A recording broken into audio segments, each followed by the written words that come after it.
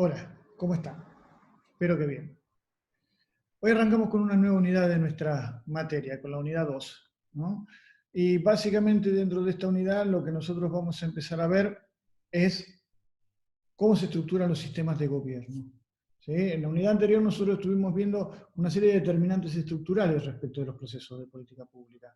Esto es, cuáles son los procesos que tienen como base, como centro, digamos, ¿cierto?, las relaciones establecidas estatalmente, cuáles son esos procesos, cómo afectan dentro de esos procesos, digamos, ¿cierto?, la idea de los regímenes políticos, digamos, ¿cierto?, la idea de que un sistema político sea democrático o no lo sea. Hoy vamos a arrancar con la idea de ver cómo se estructuran el conjunto de reglas y relaciones en torno a los procesos de distribución de poder al interior de los gobiernos, ¿no? Y aquí, si se quiere, esta idea de reglas y procedimientos tienen básicamente como dos mecanismos, ¿no? Uno, digamos, el conjunto de reglas que estructuran la relación vertical del poder, ¿no? En donde básicamente, si se quiere, la relación más de tipo republicana, ¿no? Cómo se estructura un poder ejecutivo, un poder legislativo, un poder judicial, ¿no? Y la otra tiene que ver con la estructura más de tipo vertical.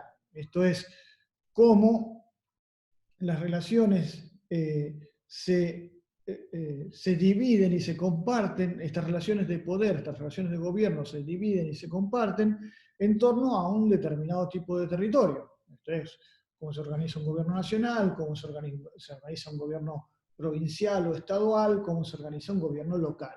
¿Sí? Estos dos procesos son los que van a estructurar los sistemas de gobierno, ¿no? Y hoy básicamente vamos a empezar a pensar, digamos, ¿cierto?, en la relación más de tipo eh, horizontal, digamos, ¿cierto?, la estructuración entre el poder ejecutivo, el poder legislativo y el poder judicial. Y básicamente los dos sistemas de gobierno que han sido más utilizados por los distintos países han sido el sistema presidencial por un lado y el sistema parlamentario por otro. ¿Sí? Son sistemas distintos, tienen sus orígenes históricos diferentes, y cada uno ha tenido distintas formas y variaciones a lo largo del tiempo, ¿no? Lo que vamos a tratar de hacer es ver, digamos, ¿cierto?, cuál es el ADN sobre los cuales se han estructurado los sistemas presidenciales y sobre los cuales se han estructurado los sistemas parlamentarios, para después tratar de pensar un poquitito en cuáles han sido las variaciones que han sufrido estos sistemas eh, a partir de los procesos históricos. ¿Sí? Si bien estás después en el tiempo, el sistema que nosotros más conocemos es el sistema presidencial, ¿no? El sistema presidencial es nuestro sistema, digamos, es un sistema originario en Estados Unidos, de Estados Unidos, y que muchos países, sobre todo los países los países americanos, ¿no?, copiamos a partir de pensar estos procesos de estructuración de poder, ¿no? ¿Qué es lo que caracteriza? ¿Cuáles son los criterios con los cuales podríamos llegar a definir los sistemas presidenciales?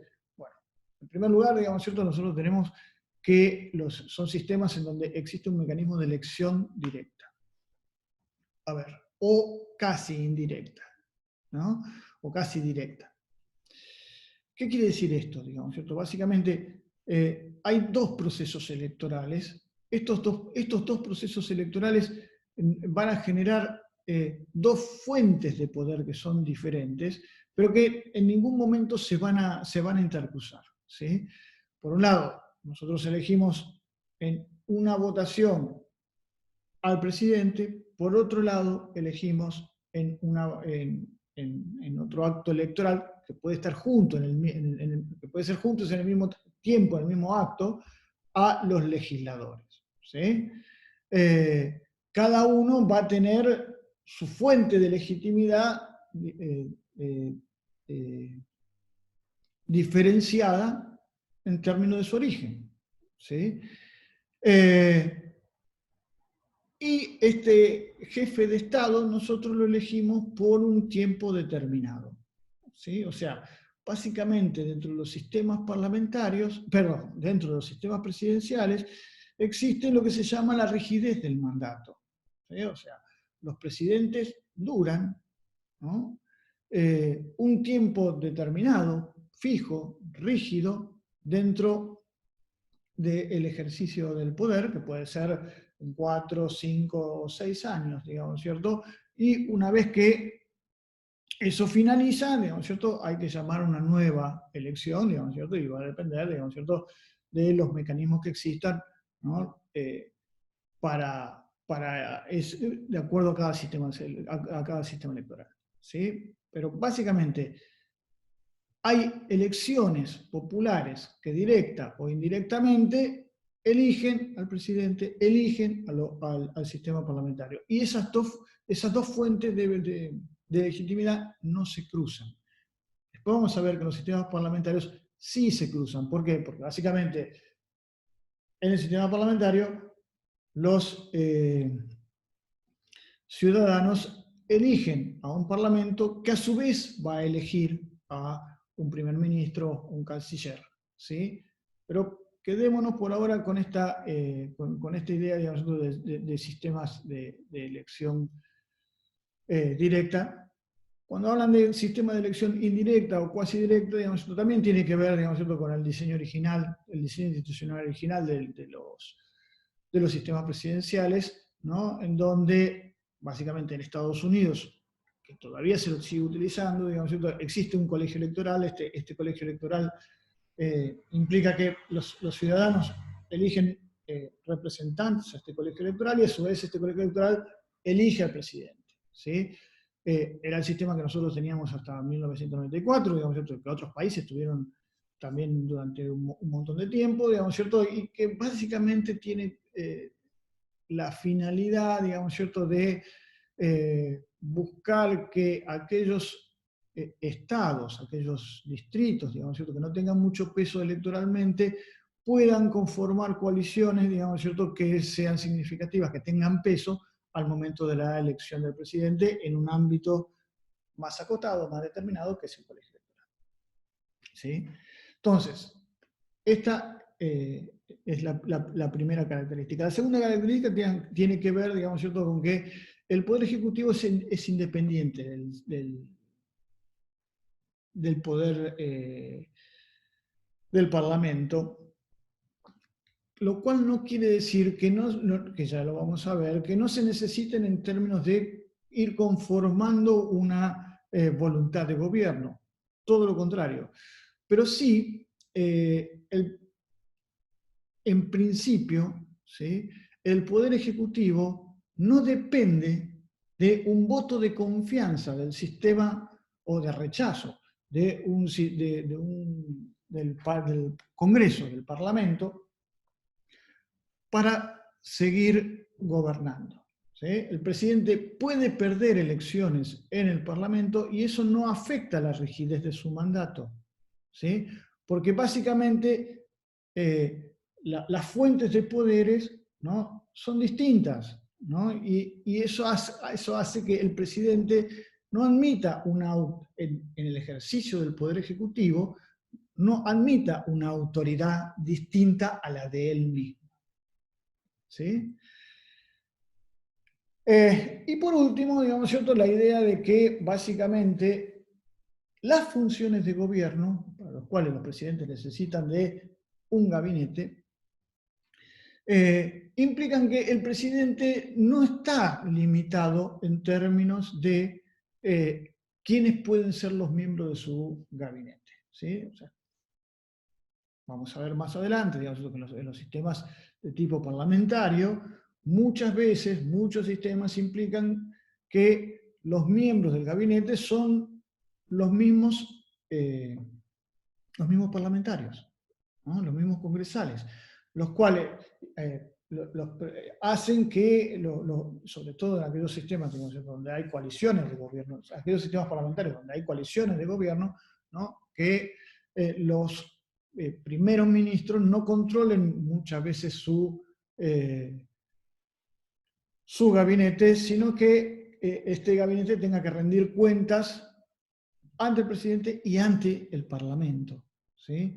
En principio, digamos, ¿cierto? Si bien existen algunos mecanismos, digamos, ¿cierto?, de rendición de cuentas por parte de los miembros del gabinete al Parlamento, ¿no?, los pedidos de informe, ¿no?, y en algunos casos, en algunos sistemas presidenciales, la posibilidad de remociones en casos muy puntuales de algunos miembros del gabinete, ¿no? En principio, el presidente es el que conduce el Poder Ejecutivo, ¿no? Y en esto el sistema presidencial le desata las manos al presidente y le permite que el presidente elija su propio gabinete y que ese gabinete le rinda cuentas de manera primaria, ¿no?, a él, al presidente, ¿no? Y esto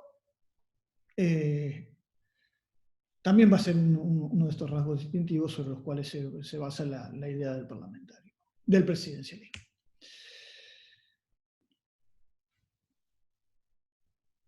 Yo le decía, ¿no?, en términos históricos, el sistema presidencial es un sistema que está más cerca, ¿no? Recuerden, la Revolución norteamericana es de 1776, digamos, ¿cierto? En el momento en que se produce esta revolución, ya muchas monarquías de tipo constitucionales venían implementando sistemas de gobiernos parlamentarios democráticos en otros lugares del mundo. Pero sin embargo, los padres fundadores buscaron generar otros mecanismos de distribución del poder. ¿Por qué? Básicamente, bueno, porque hay un acto de creación, hay un acto en donde la mayoría de los nuevos países latinoamericanos, ¿no?, conquistan su poder y no tienen que compartir ese poder con un actor previo que existía, digamos, ¿cierto?, que básicamente, si se quiere, eran los reyes, ¿no? Durante todo el proceso de conformación de las monarquías constitucionales de tipo parlamentario, ¿no?, aquellos que van a descansar su poder en los mandatos populares van a negociar de manera permanente con estos monarcas que tenían legitimidad en el ejercicio del poder, por las razones que ellos esgriman, ¿sí? Básicamente, entonces, la jefatura de Estado y la jefatura de gobierno en estos sistemas estaban divididas, ¿no? En 1776, cuando básicamente desaparece la figura, digamos, ¿cierto?, de los reyes europeos y decidimos conformarnos en torno a repúblicas, ¿no? Esta posibilidad de que el jefe de Estado se asimile al jefe de gobierno y que ambos funciones, digamos, ¿cierto?, estén en la misma cabeza, en la cabeza de un presidente, digamos, ¿cierto?, aparece como una, si se quiere, una ventana de oportunidad para estos políticos que están empezando a pensar, repensar una estructura de gobierno diferente al modelo europeo, ¿sí? No va a ser una cosa sencilla, ¿no? Recuerden, incluso dentro de nuestros padres fundadores, digamos, ¿cierto?, de esta idea de la dualidad, de buscar por ahí un jefe de gobierno que sea distinto, digamos, ¿cierto?, a la jefatura de Estado y buscar, digamos, ¿cierto?, un rey inca o alguna otra forma de articulación, digamos, ¿cierto?, de una voluntad de poder, funciona mucho, digamos, ¿cierto? Pero cuando se resuelve, ¿no?, cuando se resuelve ya en 1853, básicamente el sistema republicano implica que el sistema presidencial, digamos, ¿cierto?, ponga en cabeza del presidente la jefatura de Estado y la jefatura de gobierno.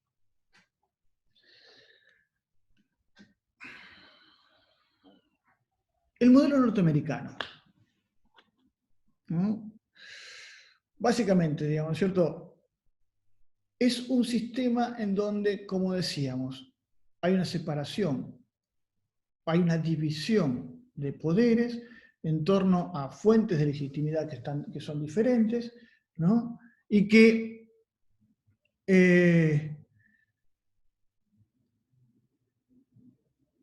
los obliga, si se quiere, a dialogar en torno a la prosecución de acuerdos respecto de políticas públicas, ¿no? Pero que básicamente les pone como freno la imposibilidad de que el Congreso, de que el Parlamento destituya o disuelva a otro poder, salvo una excepción. ¿Sí? Y sabemos que básicamente, digamos, incluso con los distintos tiempos, con el paso del tiempo, digamos, se fueron buscando distintas formas de excepción, digamos, ¿cierto? Algunas copiándolos respecto de los sistemas parlamentarios, por ejemplo, el impeachment o el juzgamiento por parte del presidente, otros, digamos, ciertos revocatorias de mandatos, digamos, cierto, a partir de votos populares, pero básicamente en el ADN de este sistema presidencial existe esta separación de poderes, ¿sí? Esta separación fuerte en donde básicamente las fuentes de legitimidad son distintas, ¿sí? Y eso es lo que caracteriza al sistema norteamericano. Ahora, esta división de poderes básicamente implica que el poder está dividido, el poder está compartido, ¿sí? Y que ambos poderes, poder ejecutivo y poder legislativo, tienen que generar una sinergia para gobernar, ¿sí? Eso es lo que ellos denominan un sistema de pesos y contrapesos, ¿sí? De checks and balance, ¿no? En donde básicamente los presidentes van a tener que perseguir políticas dentro del Parlamento y los parlamentos van a necesitar del presidente para transformar esas políticas en políticas de gobierno, ¿sí? Entonces, ahí hay una necesidad, digamos, ¿cierto?, en torno a esto. Ahora, nosotros sabemos que por ser elecciones diferenciadas, ¿sí?, el presidente o el partido del presidente puede tener una mayoría específica dentro del Parlamento, en ese caso se llama gobierno unificado, o que en realidad otros partidos u otro partido controle la mayoría dentro del Parlamento, en cuyo caso el Poder Ejecutivo puede ser de un color y el Poder Legislativo puede ser de otro color. Y en sistemas federales, como vamos a ver más adelante, en donde básicamente el poder del legislativo está dividido en dos instancias de representación, la Cámara de Diputados y la Cámara de Senadores, la posibilidad de que exista un gobierno dividido es mayor aún, ¿no? Porque la oposición solamente controlando una de esas dos cámaras tiene posibilidad de ponerle un freno a las políticas que persigue el presidente y obligarlo a negociar, ¿sí? El problema está en este mecanismo de obligarlo a negociar. A ver, una de las cosas que va a insistir Sartori, digamos, ¿cierto?, es que más allá, digamos, ¿cierto?, de que exista un gobierno dividido o un gobierno unificado, los presidentes nunca tienen mayoría propia. ¿Por qué? Bueno, básicamente eso tiene que ver con estos factores de funcionamiento centrales sobre los cuales se estructura el poder de los sistemas presidenciales, digamos, ¿cierto? En general, los partidos políticos son partidos muy diferentes a los que nosotros vamos a ver en los sistemas parlamentarios, ¿sí? Son partidos en donde básicamente se conforman coaliciones. Y estas coaliciones operan, si se quiere, dentro del esquema vertical del poder, ¿no? Porque básicamente los miembros de los parlamentos tienen incentivos, digamos, ¿cierto?, para atender las políticas de sus distritos electorales y a su vez de negociar en la arena federal, central en donde se articulan las políticas, ¿sí? Pero eso hace que los presidentes, que tienen que establecer políticas de tipo nacionales, muchas veces choquen, ¿no?, con los legisladores que están mirando cuál es la realidad y las políticas que le interesan a su distrito, ¿sí? Entonces, eso hace que muchas veces las políticas sobre las cuales se estructuran las coaliciones dentro de los sistemas presidenciales tengan esto de política de menudeo, ¿no? Política de toma y daca, en donde los presidentes van a negociar de manera permanente con los legisladores sobre la base de ese proceso de estructuración vertical del poder, ¿no?, que da la territorialidad del proceso político, digamos, ¿cierto? Y eso hace que muchas veces estos partidos sean más pragmáticos, ¿no? Ahí en la Filmina nosotros decimos que, o Sartori dice que muchas veces le faltan principios ideológicos. Y acá me parece que lo que básicamente él está haciendo es comparando estos partidos con los partidos de los sistemas parlamentarios, en donde, si se quiere, sí son partidos más de tipo programático, digamos, ¿cierto? Vamos a ver por el proceso de estructuración de la política cómo eso es posible, digamos, ¿cierto? En general, digamos, ¿cierto?, los partidos de los sistemas presidenciales son partidos más pragmáticos, que tienden más a desideologizar la negociación de la política y buscar arenas de acuerdo entre los sistemas partidarios, ¿sí? De vuelta, esto funciona en la medida que, además, digamos, ¿cierto?, esa división de poderes tenga reglas muy estables, ¿sí?, que obliguen a los partidos a negociar, ¿sí? Sin estos mecanismos por los cuales se obliga a los partidos a sentarse a la mesa de negociaciones, muchas veces los sistemas presidenciales tienden a naufragar. Y muchas veces es el caso de nuestros sistemas de tipos presidenciales, ¿no es cierto? A ver, en general, digamos, ¿cierto? Yo creo que por ahí Sartori da una explicación en torno a el desempeño de los gobiernos de tipo presidencial en Latinoamérica, ¿no es cierto?, diciendo que, bueno, básicamente este desempeño se hizo en un contexto, digamos, ¿cierto?, en donde hubo mayor estancamiento económico y se extremó los procesos de desigualdad social, digamos, ¿cierto?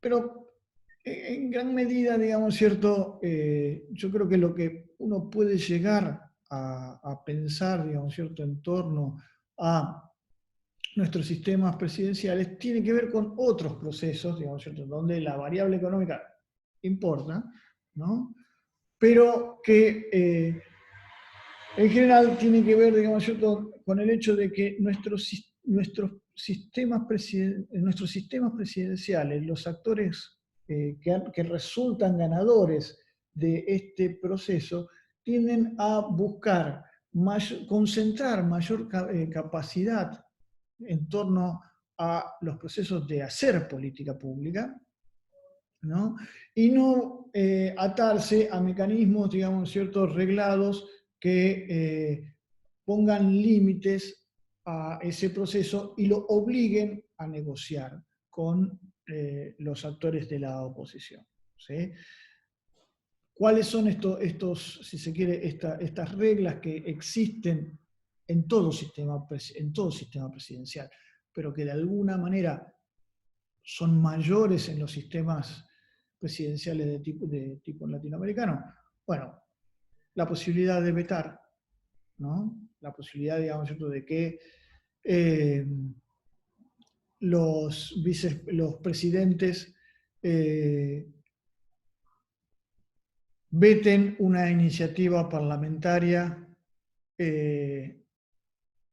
a partir, digamos, ¿cierto?, de utilizar esta facultad del veto total o del veto parcial, digamos, ¿cierto?, lo cual básicamente hace que dentro de un juego estratégico los parlamentarios estén viendo cuáles son las voluntades por parte de los presidentes antes de embarcarse en una discusión, digamos, ¿cierto?, que puede llegar a naufragar, digamos, ¿cierto?, de ahí a que incluso donde las oposiciones tienen mayorías muy fuertes, los de los partidos de gobierno, los sistemas parlamentarios los sistemas presidenciales tienden a que los parlamentos, a que los congresos actúen de manera reactiva. Esto es, esperen cuáles son las voluntades por parte de los poderes ejecutivos para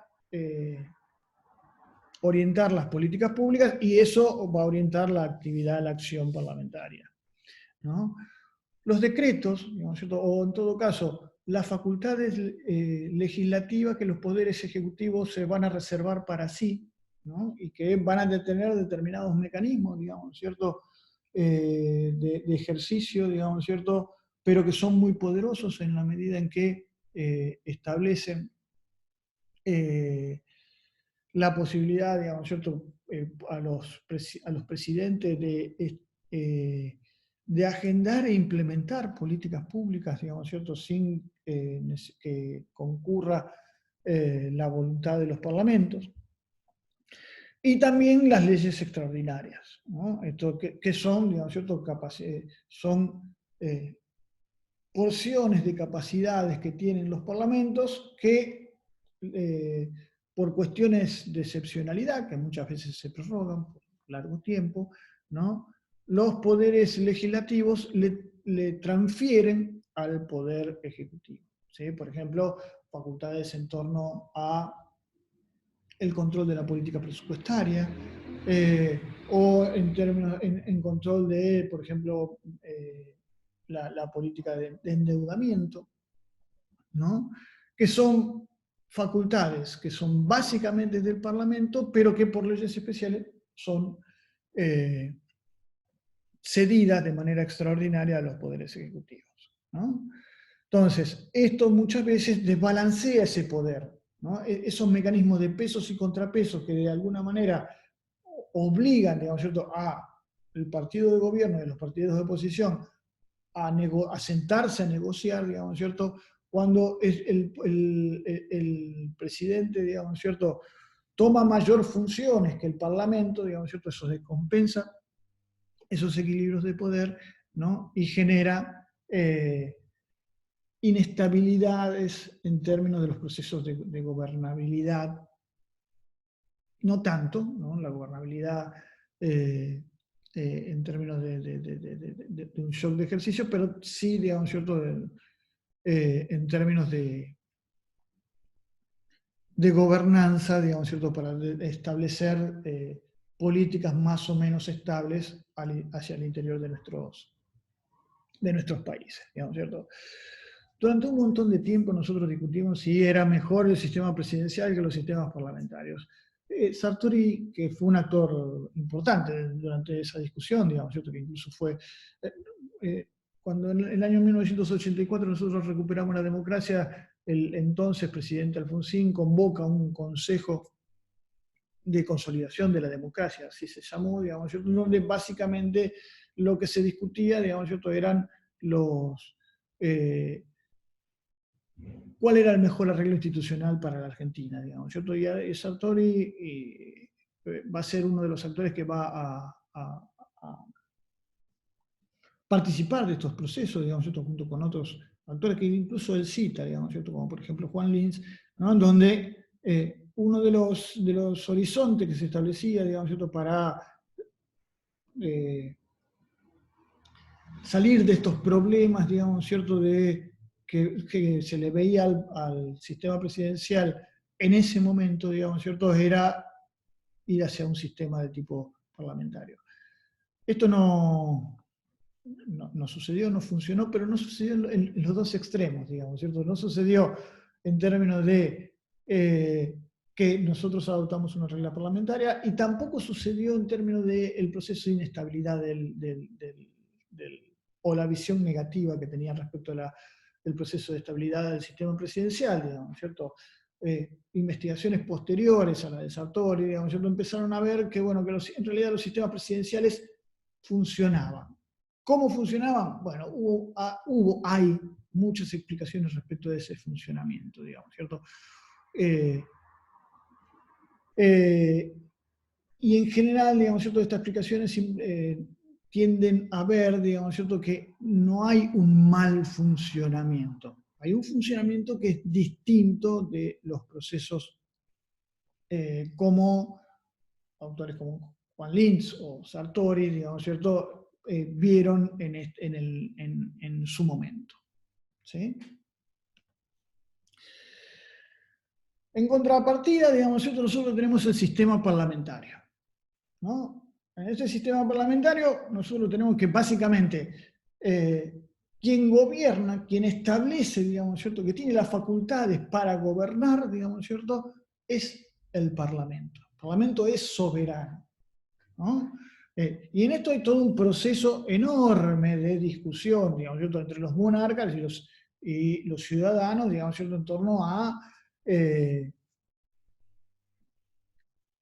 ir tomando nervios del gobierno, digamos, ¿cierto?, desde el monarca hacia el parlamento, digamos, ¿cierto?, hasta que se produce un proceso de ruptura total, digamos, ¿cierto?, en donde básicamente los soberanos, los monarcas, digamos, tienen poca posibilidad de influir en el proceso de la vida política, de la vida democrática. Algunos tienen, ¿no?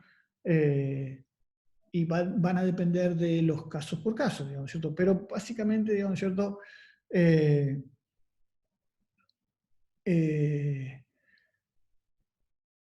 Esta idea, digamos, ¿cierto?, de que el Parlamento es el soberano, es aquel donde va a residir la autoridad, digamos, ¿cierto?, para ejercer la direccionalidad del Estado, digamos, ¿cierto? Y por otro lado tenemos al soberano noble que tiene este poder de tipo residual, digamos, ¿cierto? Con lo cual, básicamente, lo que existe es esta idea en donde que el poder se unifica, ¿sí?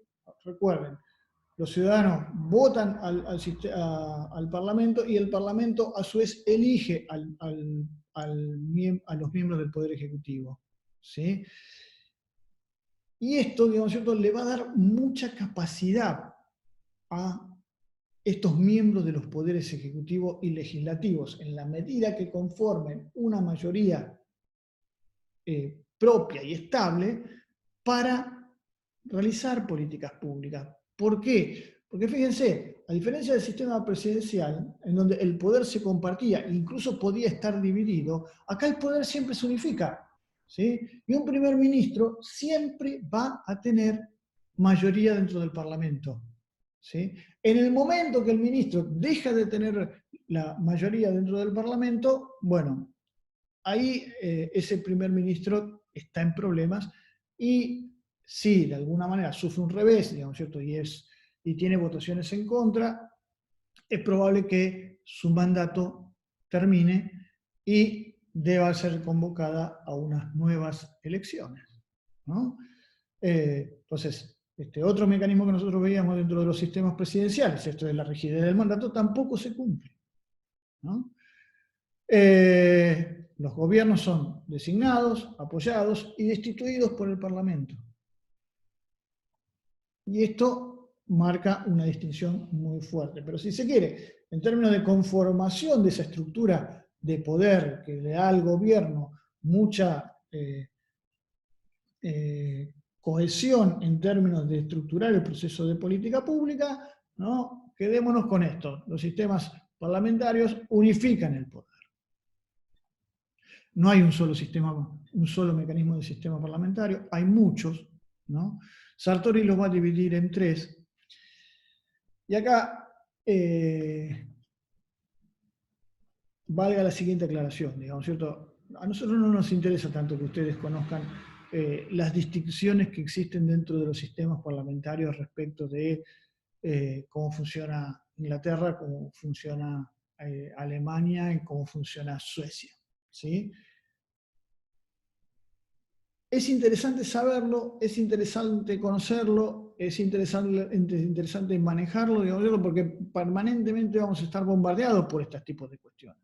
¿Sí? Fíjense, en la última locución del presidente en torno a la efectividad de sus políticas públicas respecto de el coronavirus, digamos, él se comparó con el gobierno sueco, digamos, y eso desató toda una ola de discusiones respecto de si estaba bien, estaba mal, sobre qué se estaba comparando, sobre qué se estaba hablando, digamos, ¿cierto? Lo que nosotros intentamos, digamos, ¿cierto?, con las discusiones respecto de estos temas, es que ustedes tengan un plafón para saber que hay una diferencia, que se puede marcar una diferencia y que hacemos políticas públicas de manera diferente entre un sistema presidencial y un sistema parlamentario. Las particularidades de los sistemas parlamentarios son importantes, pero no tanto. ¿Sí? Lo que es importante es que sepan qué es un sistema de tipo parlamentario. Entonces, decíamos, hay tres tipos de sistemas parlamentarios, aquellos sistemas en donde básicamente se llaman sistemas de primer ministro de gabinete, digamos, donde existe básicamente un poder ejecutivo claro, diferenciado del Parlamento. El sistema de gobierno de asamblea, digamos, donde el poder ejecutivo se funde dentro del Parlamento, digamos, ¿cierto? Y la idea, digamos, de los sistemas parlamentarios controlados por partidos, que va a aparecer con una distinción entre ambos dos, digamos, ¿cierto? Respecto a los sistemas presidenciales, parlamentarios de primer ministro, ¿no? Hay básicamente dos modelos, dice Sartori, digamos, ¿cierto?, que son fuertes respecto de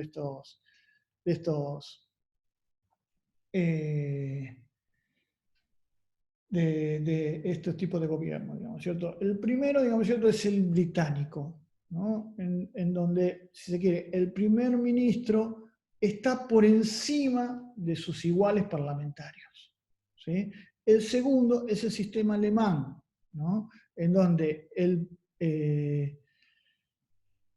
primer ministro es el primero entre sus parlamentarios que son desiguales. Los que vamos a ver a continuación son sistemas en donde el primer ministro es un primus inter pares, es el primero entre iguales, ¿no? Entonces, el caso más emblemático, así como nosotros estudiamos el caso norteamericano, digamos, el caso más emblemático para pensar los sistemas parlamentarios es el caso inglés, porque es el primero, ¿no? Es el primero que básicamente, si mal no recuerdo, Carlos IX, digamos, tiene un encontronazo muy fuerte con la Cámara de los Comunes, digamos, ¿cierto?, que le va a costar el gobierno, y que va a dar esta idea, digamos, ¿cierto?, de que el poder, digamos, ¿cierto?, de la Cámara Baja, digamos, ¿cierto?, de la Cámara de los Ciudadanos, es ahí donde reside la voluntad democrática, o una voluntad democrática distinta a la del monarca, digamos, ¿cierto?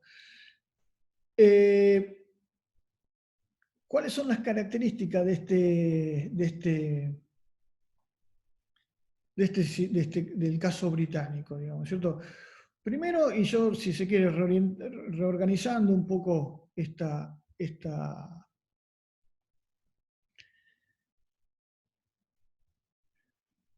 puntuación, digamos, yo diría que una de las características más fuertes, digamos, está dentro del sistema electoral. ¿Sí? El sistema electoral británico es un sistema electoral de tipo uninominal. ¿Sí? Esto que implica, digamos, implica básicamente que en cada distrito electoral se elija a un diputado. ¿Sí? ¿Y esto qué va a generar? ¿Va a ser un incentivo para qué? Bueno, va a ser un incentivo para que solamente puedan dominar el Parlamento aquellos partidos grandes, ¿sí?, que tengan capacidad para presentarse en la mayor cantidad de distritos uninominales posibles. ¿Sí? Por eso que los sistemas de tipo uninominal favorecen, ¿no?, la existencia de partidos grandes y en general favorecen la existencia de sistemas de tipo bipartidario. Pueden existir, si ustedes ven hoy la política británica, pequeños partidos, ¿sí?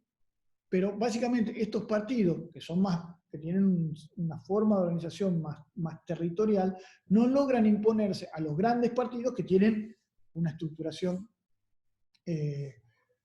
territorial, digamos, ¿cierto?, en todos los distritos electorales, ¿no?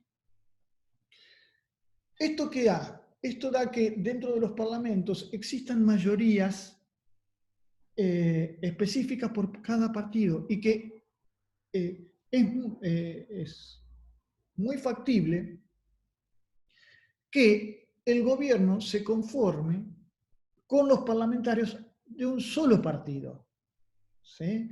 Entonces, al conformarse con los parlamentarios de un solo partido, ese primer ministro que surja de la elección, que generalmente es el jefe del partido, ¿no? O sea, que jefe de gobierno y jefe de partido concentra mucho poder, ¿no?, en torno a estructurar los procesos de política, tenga mucha capacidad en términos de agendar, implementar políticas públicas, ¿sí? Esto no necesariamente es bueno, ¿no? Porque uno ve, digamos, ¿cierto?, que muchas veces los primeros ministros británicos, digamos, ¿cierto?, son más proclives a establecer paquetes de reforma que van a modificar fuertemente los status quo de las políticas existentes, ¿sí? ¿Y por qué lo pueden hacer? Bueno, porque pueden estructurar a partir del control parlamentario y de un primer ministro, que es jefe de partido, ¿no?, y la idea de una disciplina partidaria muy fuerte, muy poderosa, muy estricta, la posibilidad, ¿no?, de modificar, ¿no?, el statu quo de las políticas vigentes. El sistema alemán es una variación de este sistema inglés, adaptado a otros mecanismos, digamos, ¿cierto? A diferencia primero, ¿no?, estamos hablando del sistema alemán que va a surgir posteriormente a la guerra, ¿no?, a que Alemania pierda la Segunda Guerra Mundial, digamos, ¿cierto? Segundo, está hecho sobre la base de un sistema de tipo federal, ya lo vamos a ver, pero esto también influye, y vamos a tener otro sistema electoral distinto de representación proporcional, en donde básicamente los partidos se van a estructurar de manera diferente, digamos, ¿cierto? Ahora, el primer ministro alemán, que se llama Canciller, ¿no?, va a estructurar su proceso de la política pública en base a dos cuestiones, digamos, ¿cierto?, que Sartori establece, digamos, ¿cierto?, o analiza, digamos, ¿cierto?, como bastante fundante dentro del sistema de partidos, ¿no?, que por un lado es la idea de que los partidos de extremo, tanto de extrema izquierda como de extrema derecha, ¿no?, están básicamente prohibidos. A ver, la prohibición tiene que ver, digamos, ¿cierto?, con determinadas ideologías, digamos, ¿cierto?, que no están aceptadas democráticamente, legalmente, y con el hecho de que estos partidos necesiten, digamos, ¿cierto?, umbrales muy altos para acceder a la representación dentro del Parlamento, ¿no? Con lo cual, básicamente, eso acorta, digamos, ¿cierto?, los márgenes de competición entre los distintos partidos, digamos, ¿cierto? Y por otro lado, la idea del voto de censura constructivo, digamos, ¿cierto?, que básicamente implica que esto incluso después va a ser bastante copiado, digamos, ¿cierto?, por otros sistemas políticos parlamentarios, digamos, ¿cierto?, que es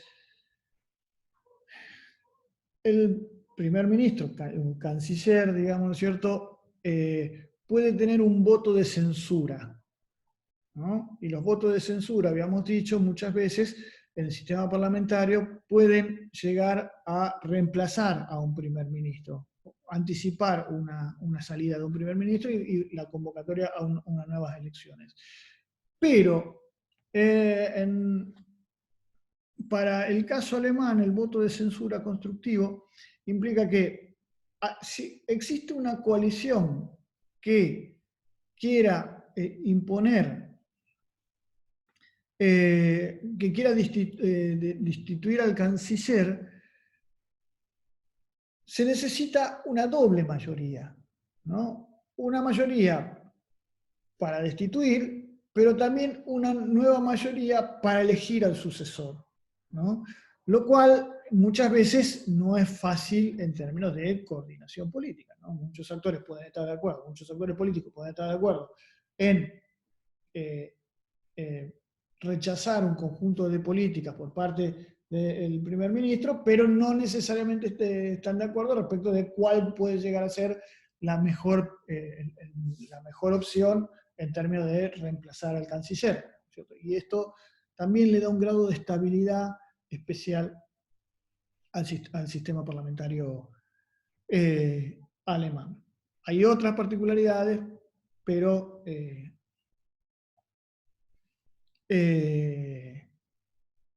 quedémonos con estas. Como les decía, hay otros tipos, digamos, ¿cierto?, de sistemas parlamentarios, digamos, ¿cierto? Uno son los del primer ministro, otro de lo que se denominan los sistemas de gobiernos por asamblea, digamos, ¿cierto? En estos sistemas de gobierno por asamblea, que básicamente, digamos, ¿cierto?, tienen como modelos, digamos, ¿cierto?, la Tercera República Francesa, la Cuarta República Italiana, digamos, ¿cierto? Son modelos en donde básicamente el gobierno se estructura en torno a el Parlamento, ¿sí? El Parlamento va a elegir un gabinete, ese gabinete le debe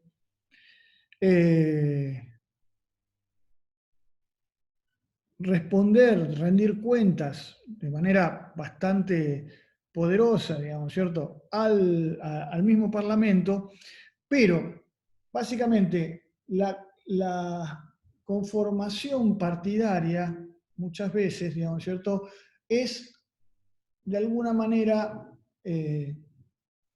muy fragmentada, ¿no? Y el tipo de disciplina partidaria que existe es muy baja o nula. Recuerden que los sistemas parlamentarios funcionan en la medida que los partidos actúan como verdaderas maquinarias electorales, ¿no?, con un poder de disciplina muy poderoso. ¿Por qué tienen que tener un poder de disciplina muy poderoso? Bueno, básicamente porque si un parlamentario que es elegido por un partido que conforma una mayoría que sostiene a un primer ministro vota con la oposición, ese voto se puede derivar en que el gobierno caiga, ¿sí? Entonces, en los sistemas, digamos, ¿cierto?, de parlamentarios, de gobierno por asamblea, digamos, ¿cierto?, los procesos de fragmentación partidaria más la baja disciplina por parte de los actores le da poca fortaleza institucional a las coaliciones de gobierno para llegar a acuerdos, ¿no?, lo cual atomiza la posibilidad que los gobiernos, ¿no?, puedan establecer políticas claras en torno y acuerdos intertemporales para seguir, ¿no?, en este proceso de políticas públicas, en los procesos de políticas públicas, digamos, ¿cierto? Con lo cual, estos modelos, digamos, ¿cierto?, son complicados, ¿no? Ahí Sartori va a analizar que una de las posibilidades que tienen los sistemas latinoamericanos, de la misma manera que tuvieron los países que estuvieron bajo la órbita soviética, digamos, ¿cierto?, de pasar, digamos, ¿cierto?, de sistemas autoritarios a sistemas de gobierno democráticos, en donde básicamente, digamos, ¿cierto?, había que regenerar un sistema, no fue tanto la idea de adoptar sistemas presidenciales, como sí adoptar sistemas de tipo parlamentario con gobiernos por asamblea, lo cual fragmentó, ¿no? Y hoy estamos empezando a ver un poquitito los malos resultados de esas políticas, digamos, ¿cierto? Lo atomizó, digamos, ¿cierto?, el poder, digamos, ¿cierto?, y generó estos malos mecanismos, digamos, ¿cierto?, en torno a perseguir políticas con coaliciones de baja intensidad, ¿no? El último sistema, digamos, ¿cierto?, parlamentario es lo que él denomina el parlamentarismo funcional, digamos, ¿cierto? Y en el parlamentarismo funcional, digamos, ¿cierto?, lo que él dice es, bueno, a ver, básicamente, para pensar que un sistema parlamentario sea más o menos, tenga capacidad en términos de gobernar, digamos, ¿cierto?, hay, si se quiere, dos dimensiones que analizar. Por un lado, el grado de efectividad que tiene esos gobiernos en torno a perseguir políticas, ¿sí? Y por otro lado, el grado de estabilidad. ¿Cuánto de estos gobiernos permanecen en el tiempo? ¿Sí? Y en torno a eso, digamos, él dice, bueno, básicamente, estos sistemas en donde en general, digamos, ¿cierto? Hay muchos partidos políticos, digamos, ¿cierto? A ver, o hay dos o más de dos partidos políticos, digamos, ¿cierto? Uno puede pensar, digamos, ¿cierto?, que hay gobiernos que son efectivos, o sea, tienen mucha capacidad, digamos, ¿cierto?, para gobernar, digamos, ¿cierto? Y son estables, van a perdurar durante un periodo de tiempo bastante largo. Hay sistemas, digamos, que son estables y algo efectivos, ¿no? Y hay sistemas que son fuertemente inestables, ¿sí? En general, digamos, ¿cierto?, aquellos gobiernos efectivos y estables son aquellos que de alguna manera lograron limitar, ¿no?, el juego político dentro de los mismos parlamentos, ¿no?, y que limitaron muchas veces el poder de los partidos en términos de no generar, digamos, ¿cierto?, un gobierno, digamos, ¿cierto?, fuertemente fragmentado, como es en el caso que vimos anteriormente, digamos, ¿cierto? Una cosa que ellos empiezan, que Sartori ve, digamos, ¿cierto?, es que muchas veces los gobiernos han sido muy estables en términos de su duración, ¿no? Sobre todo aquellos partidos, aquellos sistemas de partidos en donde, ya lo vamos a ver, hay muchos partidos, pero uno es el más grande, es el más fuerte, es el más poderoso, ¿no?, y que tiende siempre a imponerse respecto de los otros. En este caso, la posibilidad de permanecer en el tiempo no necesariamente implica que haya mayor capacidad para gobernar, ¿sí? O sea, por más acuerdos intertemporales que existan en términos de los distintos partidos que interactúan en el Parlamento, no quiere decir que esos acuerdos necesariamente se traduzcan en políticas, en mejores políticas, ¿no?, que de alguna manera amplíen la capacidad de gobernar a esos gobiernos, digamos, ¿cierto? Con lo cual, y también dice, hay que diferenciar el hecho de que la regla sea la estabilidad, ¿sí? La regla democrática sea la variable de la estabilidad, digamos, ¿cierto? No necesariamente implica que el gobierno sea estable, ¿sí? Puede haber inestabilidad del gobierno, un caso típico sería Italia, ¿no?, pero con un sistema, con un régimen político fuertemente estable, ¿no? Esa inestabilidad del gobierno no necesariamente, digamos, ¿cierto?, se traduce en una inestabilidad de la regla democrática. Y ya, yo creo que lo dejaríamos por acá, ¿no? Y los invito, digamos, ¿cierto?, a que vayan al texto de Sartori, ¿no? Y con estas premisas traten de explorar estos sistemas. De vuelta, lo que a nosotros nos interesa, y no me voy a cansar de repetir esto, es que ustedes pueden llegar a entender entre un gobierno de tipo presidencial y un gobierno de tipo parlamentario, ¿no? Las características principales, ¿sí?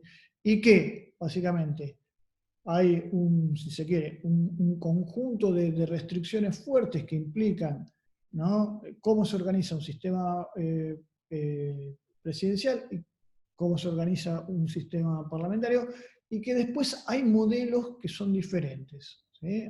Hay países, digamos, ¿cierto?, que sobre eso, digamos, ¿cierto?, hay gobiernos que sobre eso van a pivotear, digamos, ¿cierto?, una serie de diferencias, ¿no? Que tenemos que analizar y que tenemos que analizar caso a caso, ¿sí? Nosotros más adelante vamos a tratar de analizar claramente, digamos, cuál es el tipo de sistema presidencial que tiene Argentina, ¿no? Y cuáles son las reglas de este sistema presidencial. Pero para eso vamos paso a paso. Bueno, muchas gracias, nos estamos viendo en el aula, les mando un abrazo y cuídense que de esta salimos entre todos. Chau, chau.